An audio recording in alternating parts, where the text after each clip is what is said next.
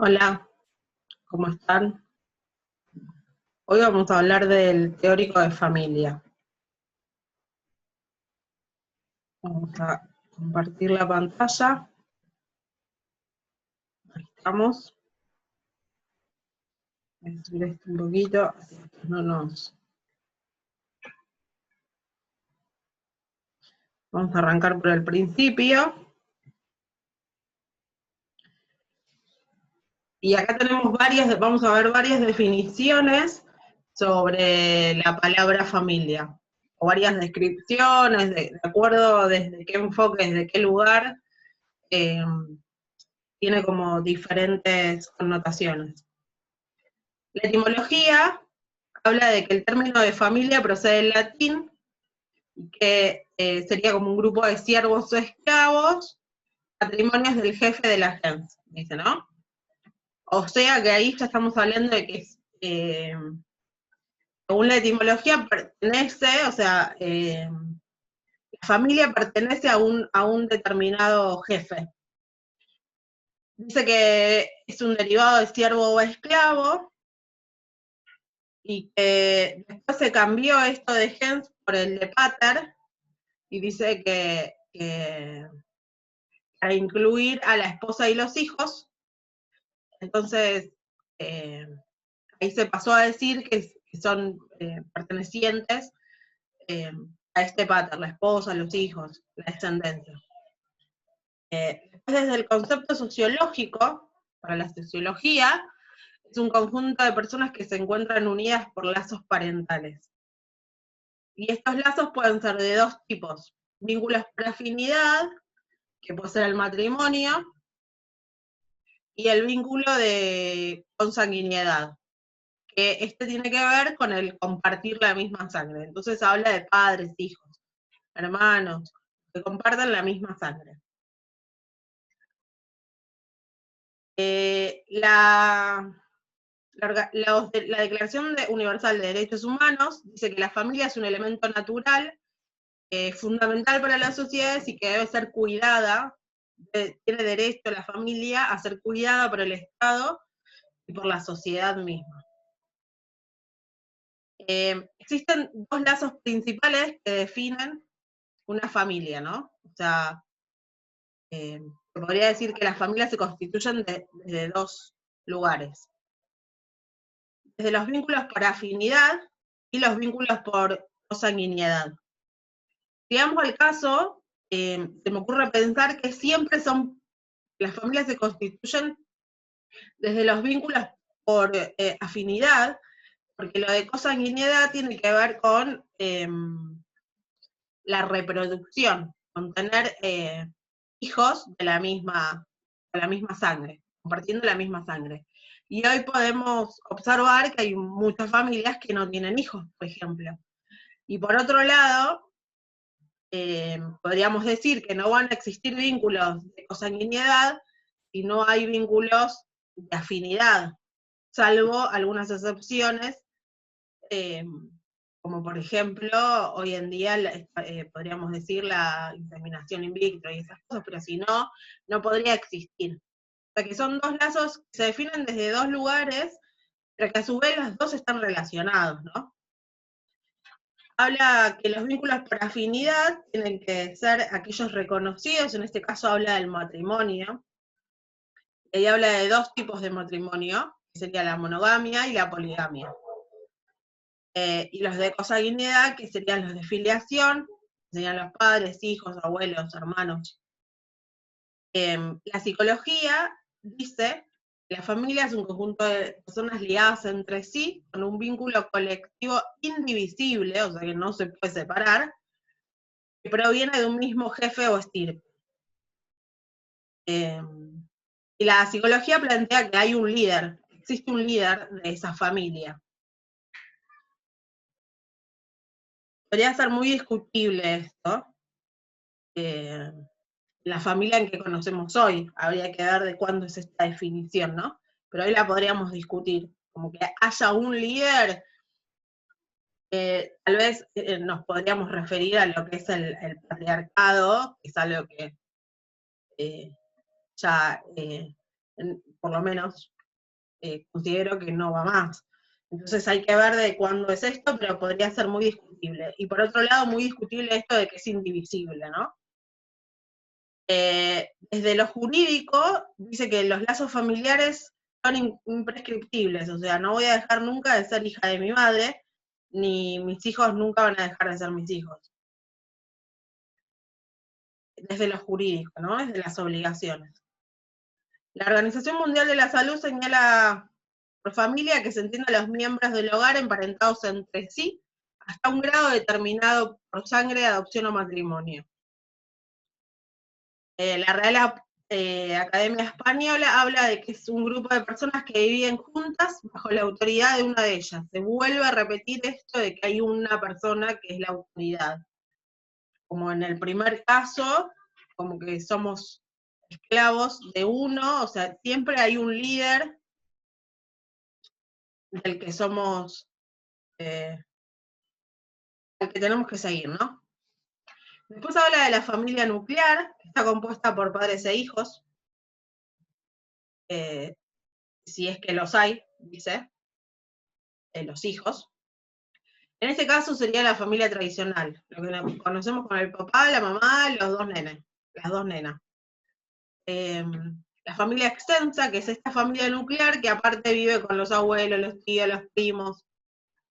Esto es súper común, por ejemplo, en las familias gitanas, que comparten como el mismo terreno, viven muchas familias. A esto se le llama familias extensas.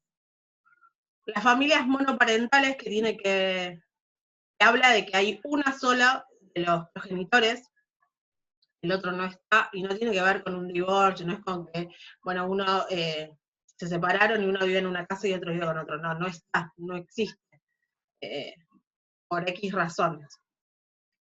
La familia ensamblada o familia reconstituida o familia mixta se le llama a estas familias en donde hay una, supongamos, como ejemplo, hay una mujer que ya tenía, no sé, 2 hijos de un matrimonio anterior, y hay un hombre que tiene un hijo de un matrimonio anterior, y entre ellos forman una familia. Entonces tienen los de ella, los de él, y tal vez muchas veces tienen los de la pareja. A esto se le llama, ¿no? Las familias ensambladas. Familias del corazón, que son las que viven por afinidad, y que en este caso no hay lazo de consanguinidad, no hay lazos de sangre. A eso se le llaman familias del corazón, ahí podríamos hablar de amigos, compañeros, durante un tiempo son familias. Esto habla de las pautas del matrimonio, habla de la endogamia, son las personas de una misma posición social que transmiten a sus descendientes su modo de vida, creencias, valores y puntos de vista. Esto quiere decir que la familia se casa dentro de la misma comunidad, podríamos decir, dentro de del mismo estatus. La exogamia, que tiene que ver con esto de buscar una pareja por fuera de la misma familia o de la misma comunidad. La monogamia es el matrimonio entre 2 personas, y la poligamia, que es el matrimonio entre 3 o más. Dentro de la poligamia existen 2 tipos. La poliginia, que tiene que ver con es un hombre con muchas mujeres, o la poliandria, que es una mujer con muchos hombres. Esos son en las diferentes culturas. Nosotros, en nuestro país, podríamos decir que rige la monogamia, ¿no? Es lo más común. Pautas residenciales. Ahí habla de que la mayoría de las sociedades siguen pautas de patrilocalidad, que significa que la pareja de recién casados vive cerca de la localidad de la familia del marido, o en el mismo lugar. Y en otras se caracteriza por la matrilocalidad, que es donde la pareja de recién casados vive cerca de la localidad la familia de la esposa o con ella misma, o sea, con la familia de la esposa. Después podríamos hablar de los que se van lejos, ¿no? Pero en el teórico no habla de eso. ¿Cuál es la función de la familia? Desde lo biológico, la reproducción, continuar la especie, que continúen esto de los lazos sanguíneos. Desde lo social, reproduce el sistema sociocultural, o sea, nosotros reproducimos nuestras costumbres. Desde la función psicológica tiene que ver con el desarrollo de las capacidades intelectuales, afectivas y la construcción de la identidad. Creo que la más importante es la construcción de la identidad, que se va a dar con el desarrollo de las capacidades afectivas, ¿no? Que promueva esa familia. Y las capacidades intelectuales muchas veces tienen que ver con lo biológico, así que desde la función psicológica lo más importante es la construcción de la identidad de ese sujeto, la construcción de su yo. La función axiológica se transmite, o sea, habla de que se transmiten los valores humanos, principios, normas, las reglas, lo que creemos, lo que no creemos. Esto es lo que transmite la familia. Desde la función económica es el sostén. Es el sostén o sea, para poder satisfacer las necesidades, sean alimenticias, de vivienda, de salud. Bueno, la familia tiene que garantizar esas, satisfechas esas necesidades básicas, como la función de la familia. Esto nace como un paralelismo entre la familia y el grupo, porque dice que la familia es el grupo primario de todos los seres humanos. ¿Exista o no exista? También eso es algo que podemos charlar. O sea, aunque no exista una familia, existe un grupo primario, aunque esté ausente. Si no hubiésemos sobrevivido, o sea, esas personas no hubiesen sobrevivido, no podríamos decir que son personas, estarían muertas. Si no hubiese habido un grupo primario que estase como familia, ¿no?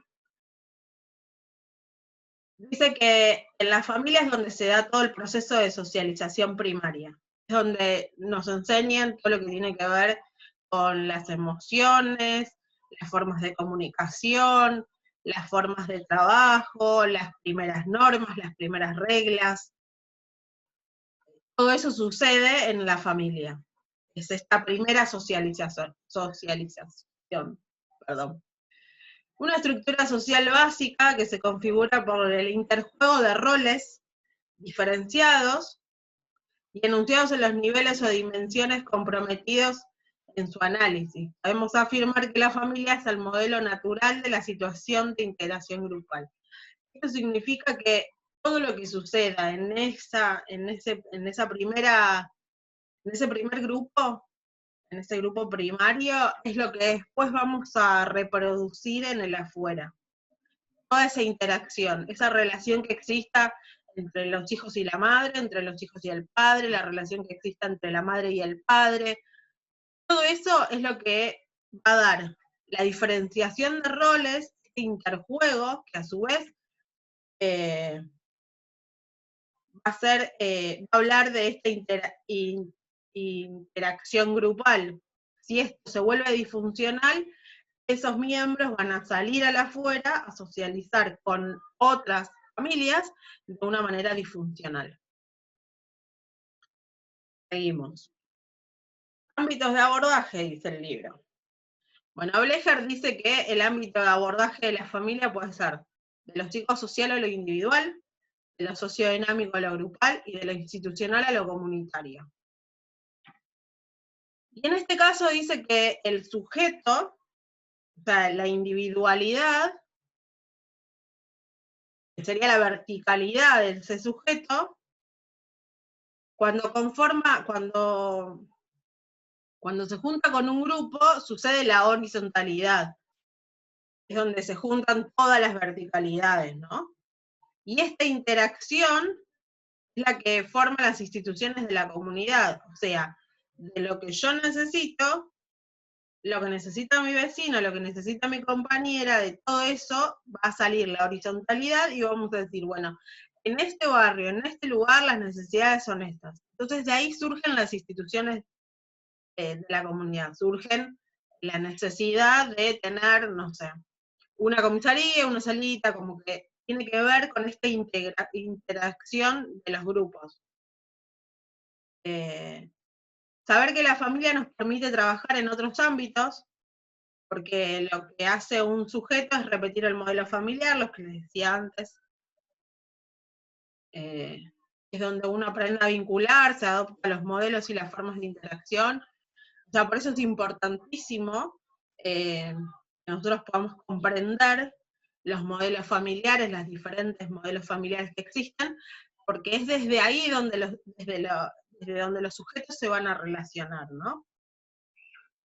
Después habla de comprender los modelos, nos va a permitir comprender lo institucional y trabajar en la comunidad. Bueno, esto nos va a permitir hacer como la hipótesis de qué es lo que necesita esta comunidad. Bueno, tiene problemas de comunicación, tienen problemas económicos, tienen problemas de violencia, tienen problemas de trabajo económico, o sea, esto es lo que nos va a poder, nos da, el poder comprender los modelos familiares es lo que nos va a dar la posibilidad de formular hipótesis sobre posibles conflictos o problemas psicosociales.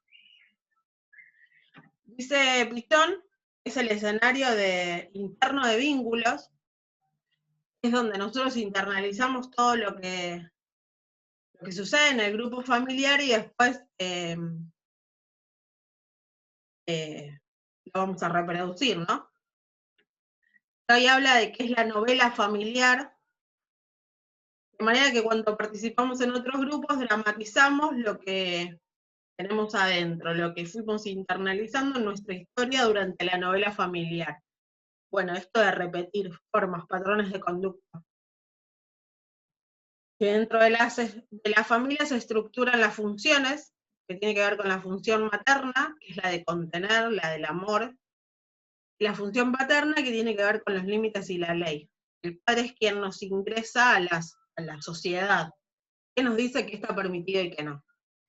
Y la madre es quien nos enseña a relacionarnos.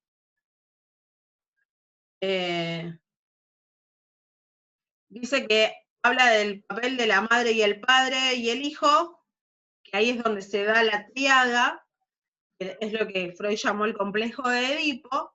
Esto tiene que estar resuelto, porque si no, pueden surgir como alianzas entre el hijo y la madre, entre el padre y el hijo, entre los padres dejando al hijo, o sea, siempre que hay una alianza va a haber uno que esté excluido, y eso después habla de familias disfuncionales. Bueno, dice que para poder analizar la relación familiar hay que analizar este triángulo para ver cuál es el tercero excluido. La idea es que no haya ningún tercero excluido. Habla de que la madre como el padre son modelos de identificación para el niño y de socialización del sujeto. Esto quiere decir, si vos le decís a tus hijos, no se tiran los papeles en la calle porque ensuciamos y esto le hace mal al medio ambiente, pero salimos a la calle y vos tirás los papeles, no solamente el niño va a aprender de lo que vos le digas, sino que también va a aprender de lo que vos hagas, porque es la identificación, la socialización, y recordemos que hay una etapa en la niñez en donde imitan. Entonces, por más que le digas, no tenés que pelear, no le tenés que pegar al compañero, si ven situaciones en las que hay golpes en la casa, es como hacer lo contrario. Entonces el niño va a adoptar de todos lados, de lo que le digas y de lo que vea y de lo que imita. Dice que excluir una de las funciones implica quitarle al niño gran parte de sus posibilidades de desarrollo en todos sus órdenes. Esto de que son necesarias las dos funciones, la función paterna y la función materna. Recordemos que hablamos de funciones y no de personas, no hablamos ni de hombres ni de mujeres, hablamos de funciones. Cuando hablamos de un aparato psíquico saludable, hablamos de la funcionalidad de las posibilidades de desarrollo y crecimiento. Y esto se va a dar en base a las dos funciones. Esta madre que va a ser amorosa y este padre que le va a decir, bueno, no podés salir desnudo, te tenés que vestir, no podés mostrar tus partes porque, no sé, están tus primas o esas cosas que tienen que ver con la ley, desde lo mínimo, es lo que va a hacer que después pueda desarrollarse y crecer sanamente. Cada familia juega un papel primordial en la transmisión de lo que cada cultura propone según la época y el lugar. Esto quiere decir que las familias también somos quienes replicamos la cultura, esto lo habíamos visto en el teórico pasado, somos quienes transmitimos lo que queremos que nuestra descendencia continúe. Esto puede ser lo religioso, desde lo intelectual, desde, no sé, las costumbres sobre los festejos, hay un montón de cosas que se pueden transmitir y tienen que ver con la época y el lugar. Lo político. Freud señalaba que lo necesario de dicha transmisión, o sea, que era necesario esto de transmitir para asegurar la continuidad, la pertenencia y la identidad. Esto de poder mantener una identidad, sentir que uno pertenece a determinado espacio. Eso es fundamental para los seres humanos, lo vimos en el malestar en la cultura, y esto, por ejemplo, lo podríamos ver en nuestro país, que hay comunidades, hay muchos, por ejemplo, en determinados barrios, hay grupos de bolivianos, por ejemplo, que ellos mantienen su cultura, mantienen ciertas costumbres que tienen en su país, las traen a nuestro país y las mantienen. ¿Por qué? Porque necesitan pertenecer, o sea, cuando están con el resto de la comunidad, que no son bolivianos, por ejemplo, lo que hacen es adaptarse, hacer las cosas que nosotros hacemos. Pero también, por otro lado, ellos mantienen sus costumbres para mantener esa identidad. Es necesario esto. Y eso es necesario también que se transmita como de generación en generación para no ir perdiéndolo, ¿no? Después, influencia de los vínculos parentales. Bueno, esto habla de que la madre y el hijo, por ejemplo, tiene que haber, no tiene que haber demasiadas satisfacciones ni demasiadas frustraciones. Hay que encontrar un equilibrio. Siempre es mejor que haya más satisfacciones que insatisfacciones, que frustraciones, ¿no? Para que se considere que va a ser un individuo psíquicamente sano. Pero tampoco tiene que ser puro placer. Ahí habla de que la falta o la ausencia de esta alternancia, esto de, bueno, estoy pero no estoy, le permite al niño que surja este deseo de que vuelva. Que dice que la madre que se relaciona con su hijo desde un vínculo patológico puede tener varias características. Y es esto, de que son seducidas por sí mismas, reproduciendo en su hijo la admiración que sienten por ellas, por su propia persona, y en este caso el niño caerá en la sensación de no poder llegar jamás a tener el talento que tiene mamá. Siempre será mejor que él, mamá siempre va a ser mejor que yo. O esto de no puedo, no puedo, a mí no me sale, yo no sé. Bueno, o al revés, que tiene que ver con, no puede dejar al niño ni un instante solo, porque piensa que le va a pasar algo, y este niño va a crecer en un ambiente en donde después cuando salga al mundo va a creer que todo lo que hay en el mundo es amenazante. Entonces siempre va a sentir desconfianza y dice, la desconfianza en las propias fuerzas por estar siempre debajo del ojo de su madre. O sea, nunca va a sentirse capaz de poder defenderse. En ambos casos se organiza un ciclismo insatisfecho, incapaz de asumir riesgos y limitaciones. Un psiquismo, ahí me confundí la palabra. La relación del padre y el hijo, desde el psicoanálisis, le corresponde al rol paterno, la misión de introducir el corte entre la madre y el hijo, esto de decirle al niño, esta mujer es mía, vos no la podés poseer, que tiene que ver con el complejo de Edipo, que es poder preservar la distancia con el niño, por lo tanto, ambas funciones deberán estar bien diferenciadas, la de la madre y la del padre, para que inscriban en el psiquismo del niño que el ser padre no es lo mismo que el ser madre, ¿no? No, no estamos hablando de lo mismo. La difícil tarea de ser padre es, bueno, yo se los pongo porque está como en el teórico. Habla de acompañar a los hijos en un crecimiento saludable.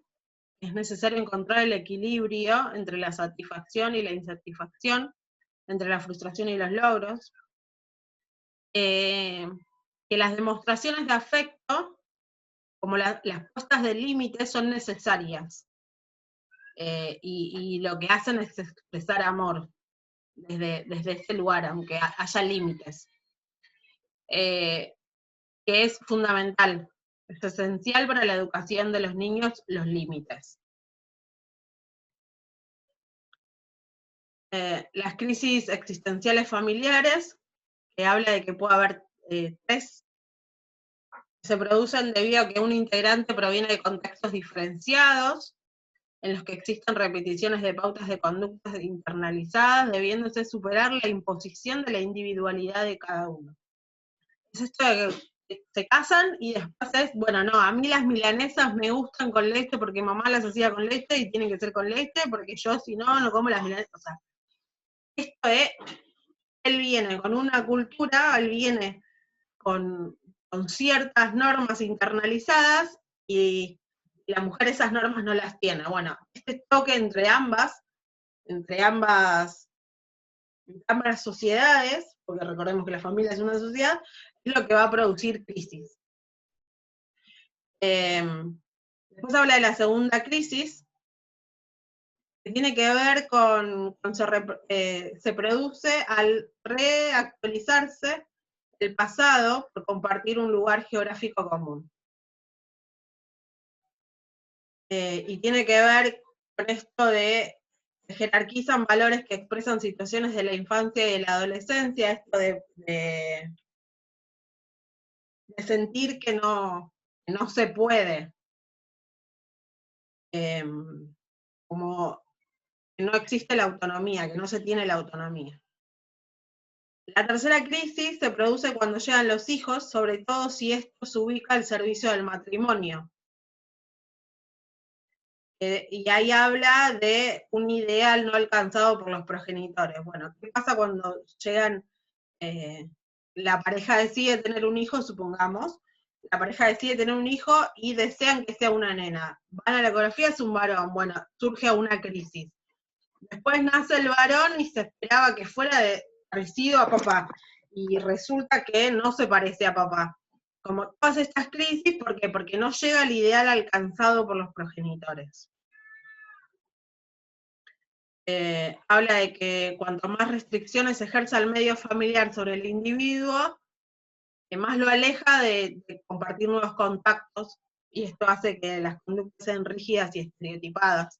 No conoce nuevas cosas, entonces no existe un psiquismo abierto que pueda internalizar nuevas formas, nuevas costumbres. El tipo de organización familiar depende de múltiples factores: los duelos, las enfermedades, las crisis económicas, cambios bruscos de posición social, migraciones, etc. Las familias se reorganizan de acuerdo a eso. La relación con el afuera del individuo va a depender de dos factores: de la organización propia del grupo familiar y la relación que éste tenga con el medio. Después Pistón dice que vaya donde vaya el individuo, va a llevar a su familia. Eso sí. Vos vayas a donde vayas, siempre vas con tu familia. Está acá. Entonces todo lo que vas a hacer, lo vas a hacer ya sea para romper las reglas familiares o para seguir las reglas familiares. No existe libertad, digamos. a menos que uno haga un trabajo, ¿no? Dice que el camino a la independencia no depende de la distancia geográfica, las familias pueden estar separadas de los hijos de sus padres de miles de kilómetros de distancia y que no exista la independencia igualmente, ¿no? Cuanto más flexibilidad haya en los roles, la familia permita toda esta flexibilidad, estos cambios de roles familiares, mejor interacción va a haber con el afuera. Y más posibilidades de que el individuo tenga mejores relaciones con diferentes grupos. Bueno, dice que un grupo democrático y abierto permite identificarse con los demás miembros y tener empatía en un momento oportuno. Y el autocrático es todo lo contrario.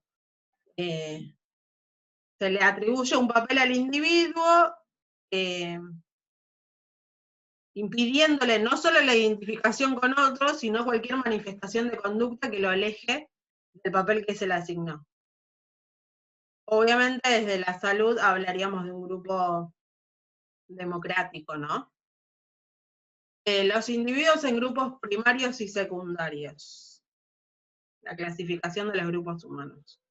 Los grupos primarios es el conjunto de individuos en los cuales las relaciones son cara a cara, de larga duración y que se mantienen unidos por la cohesión y adhesión familiar. Los vecinos, los amigos, los familiares. Y el grupo secundario son los individuos por los cuales existen relaciones indirectas y que mantienen una preocupación en común. Y esto habla de las asociaciones, grupos étnicos, clases sociales, características de patología en los grupos primarios. Esto ya es otra cosa, ¿no? Estamos en las asociaciones. Buscan un fin común, o sea, tienen un objetivo. Los grupos étnicos comparten la cultura, sus normas y sus valores. Después existen los de clase social, los de la misma clase social, estatus o posición económica. Y habla de características de patología en los grupos primarios. La intolerancia a la separación de los integrantes, son estas familias que van de un lugar al otro todos juntos, no puede haber separación. No podés faltar al festejo de Navidad en la casa de mamá porque es así. Porque el día que vos faltes, mamá se muere. Esto habla de la intolerancia a la separación de los integrantes. Irán parental respecto de alguna conducta patológica en alguno de los hijos. Esto habla de no hacerse cargo. ¿Existe alguna conducta patológica en alguno de los hijos? Supongamos la adicción, la violencia, y no se permite, no está permitido, no, de eso no hablamos. Intolerancia a los conflictos y desacuerdos es no podés decir lo que opinás, porque existe un líder, pongámosle que es papá, el abuelo o la abuela, y como no existe tolerancia a los desacuerdos, cualquier desacuerdo termina en conflicto. Por lo consiguiente, tampoco se toleran los conflictos. Dificultad para la elaboración de los duelos, y no hablamos solo de duelos de muerte, sino de cualquier tipo de duelo, ¿no? Cualquier cosa que dejó de existir. Habla de la clasificación de los grupos patológicos primarios acá. El grupo negligente es sucede algo y no hay, dice que se caracteriza por desaparecer. Es este grupo que no se sabe dónde está. Somos todos familias, pero cuando hay un problema, nadie está. Dice que alguno de los miembros, luego de una situación traumática, desaparece, en alguno de los miembros no pudiendo ayudarlo. Hay algo que no se quiere decir, no se acepta la culpa, y se trata de evadir lo que se comprende de la situación o de las causas que motivaron a la enfermedad. Pongámosle enfermedad o, podríamos decir, conflicto, crisis. El grupo ausente es este que no está, ni en las buenas ni en las malas, que no asume la cuota de responsabilidad respecto de la dificultad familiar. No cuentes conmigo. El grupo invasor, que es el que está todo el tiempo, y quiere colaborar, pero no es de la empatía, no lo hace desde lo que necesita el otro, sino desde lo que él quiere. Y esto lo que hace es que no existan límites.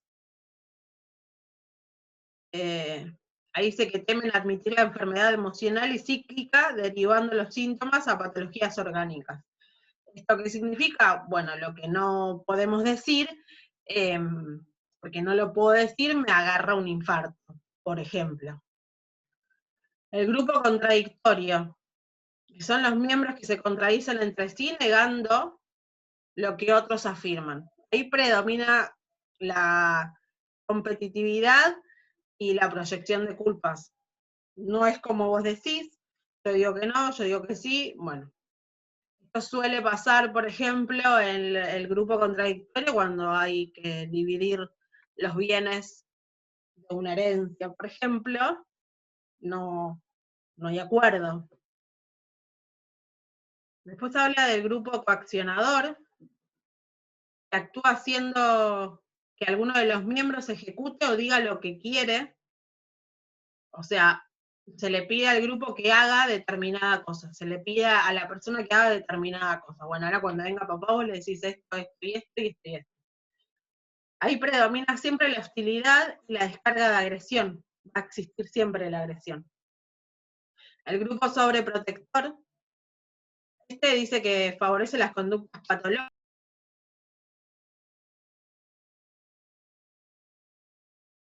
Vamos a seguir compartiendo. Por suerte no se cortó. Me cortó el internet, pero no dejó. O sea, como que lo puso en pausa el video. Si no, tuviéramos que empezar todo de vuelta. El grupo sobreprotector, que es el que favorece las conductas patológicas de los miembros, justificándolas y racionalizándolas. Ahí lo que predomina es la inmovilización y la desefectivización para no comprometerse. Esto significa no hacemos nada. No hacemos nada y no pasa nada. El grupo resignado, donde hay compromiso con el miembro enfermo y con los profesionales, pero desde la sensación del fracaso. O sea, bueno, sí, los llevamos a terapia, si hablamos de un enfermo, supongamos, esquizofrénico, sí, los llevo, hago todo, pero no, o sea, lo hago porque soy humana. Ahí sí que lo que predomina es la anestesia de sentimientos y pasividad en la participación por sensaciones de fracaso, como sentir que no puedo.